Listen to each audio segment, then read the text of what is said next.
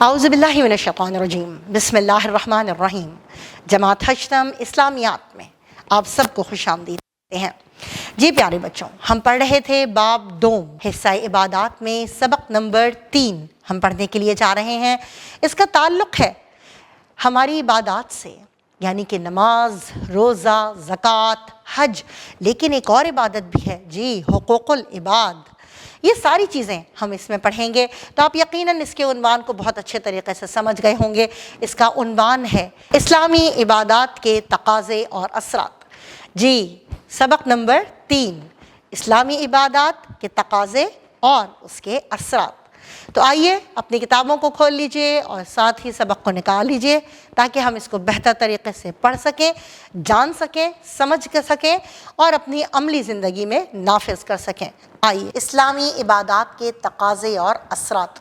اس سبق کو پڑھنے کے بعد طلبہ اس قابل ہو جائیں گے کہ وہ عبادت کے معنی اور حقیقی مفہوم سے آگاہ ہو سکیں، اللہ تعالیٰ کی عبادت حقیقی روح کے مطابق کر سکیں، ابدیت بندگی کے وسیع مفہوم اور مقصد سے آگاہ ہو سکیں، بیان کر سکیں کہ زندگی کے تمام معاملات میں اللہ تعالیٰ اور اس کے رسول اللہ خاتم النبیین صلی اللہ علیہ وعلیٰ آلہ وصحبہ وسلم کے احکام کی اطاعت کرنا عبادت ہے۔ اسلام میں تمام عبادات کے تصور اور مقاصد کو سمجھ سکیں۔ اب آتے ہیں اس کی پڑھائی کی طرف کہ عبادت کے لغوی معنی بندگی اور اطاعت کے ہیں۔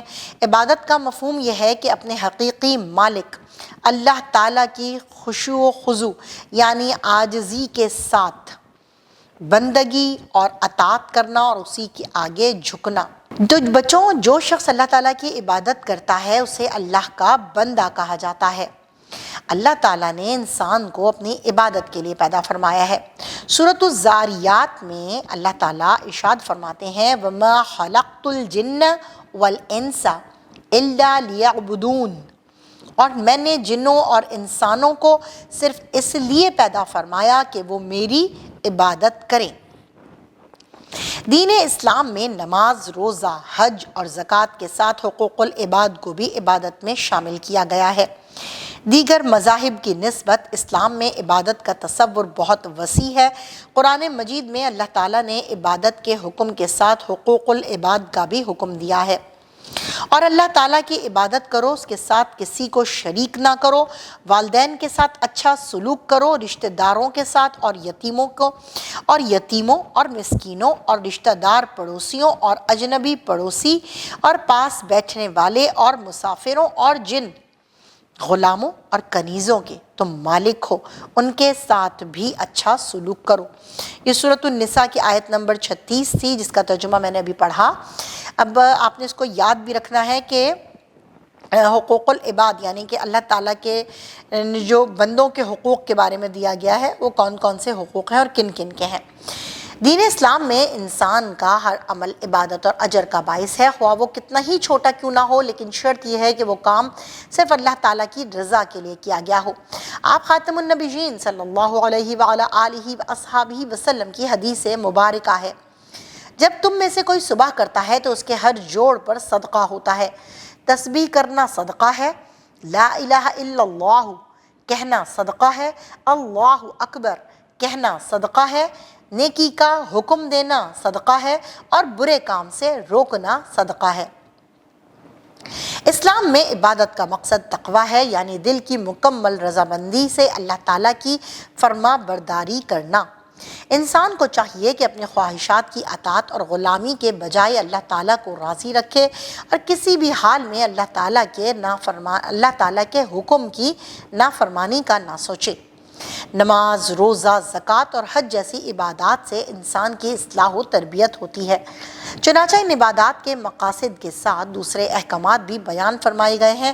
نماز اللہ تعالیٰ کی یاد کے ساتھ انسان کو برائی سے روکتی ہے اور عاجزی و انکساری اور وقت کی پابندی سکھاتی ہے، یعنی کہ پیارے بچوں، نماز انسان میں فرض شناسی، ضبط نفس، مساوات کی یقین کو پختہ بھی کرتی ہے۔ ارشاد باری تعالیٰ ہے سورۃ العنکبوت کی آیت نمبر 45، جس کا ترجمہ ہے بے شک نماز روکتی ہے بے حیائی اور برے کاموں سے۔ تقویٰ اور پرہیزگاری اللہ تعالیٰ کے نزدیک انتہائی پسندیدہ عمل ہے۔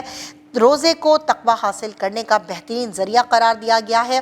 ارشاد باری تعالیٰ ہے سورۃ البقرہ کی آیت نمبر 183 ہے، جس کا ترجمہ ہے کہ اے ایمان والوں، تم پر روزہ رکھنا فرض کیا گیا ہے جس طرح تم سے پہلے لوگوں پر فرض کیا گیا تھا تاکہ تم نافرمانی سے بچ سکو۔ تو روزہ انسان میں صبر، برداشت، قانون کی پابندی اور ہمدردی کے جذبات پیدا کرتا ہے۔ مال کی محبت سے انسان میں کنجوسی، بخل اور ظلم کی صفات پیدا ہوتی ہیں۔ زکوٰۃ ادا کرنے سے انسان ان برائیوں سے محفوظ رہتا ہے۔ حج میں مال خرچ کرنے کے ساتھ جسمانی مشقت بھی برداشت کرنی پڑتی ہے۔ حج کا اجتماع رواداری اور مساوات کا عملی نمونہ ہے۔ اللہ تعالیٰ نے حج کو بھی شکر گزاری اور تقوی حاصل کرنے کا ذریعہ قرار دیا ہے۔ اسی طرح قربانی سے بھی روحانی و معاشی فوائد حاصل ہوتے ہیں۔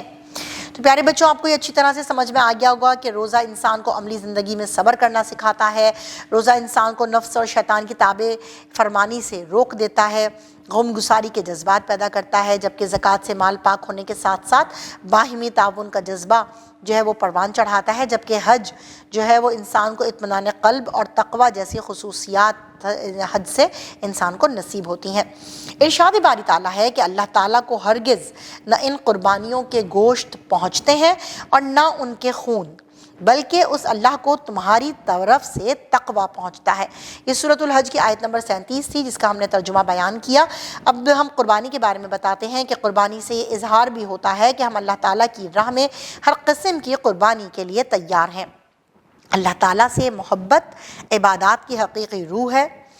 اللہ تعالیٰ کی عبادات اور احکام پر عمل کر کے ہم اپنے رب کی محبت حاصل کر سکتے ہیں۔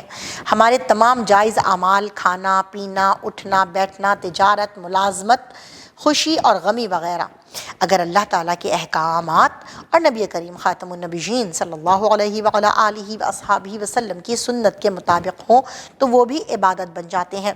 یہ احساس کہ میرا ہر عمل صرف اللہ کی خوشنودی اور رضا حاصل کرنے کے لیے ہے، ہمارے ہر عمل کو عبادت بنا دیتا ہے۔ ہمیں چاہیے کہ تمام عبادات کو ان کی اصل روح اور نبی کریم خاتم النبیین صلی اللہ علیہ وعلی آلہ واصحابہ وسلم کی ہدایت کے مطابق انجام دیں۔ یہی ہماری نجات کا ذریعہ ہے۔ جی پیارے بچوں، آپ نے پڑھا سورۃ العنکبوت میں اللہ تعالیٰ ارشاد فرماتے ہیں، بے شک نماز روکتی ہے بے حیائی سے اور برے کاموں سے۔ اور بہت ساری نماز کے بارے میں، روزے کے بارے میں، دیگر عبادات کے بارے میں جو کہ ہماری بدنی عبادت ہے، حج، قربانی کے بارے میں، یہ ساری چیزیں آپ نے اس سبق میں جانی، سیکھیں، اور ہم امید کرتے ہیں اس سے آپ مزید فائدہ حاصل کریں گے جب اس کو آپ بار بار پڑھیں گے اور اپنی عملی زندگی میں اس کو نافذ کریں گے۔ اب ہم ملتے ہیں اس کی مشق میں، تب تک کے لیے اللہ حافظ۔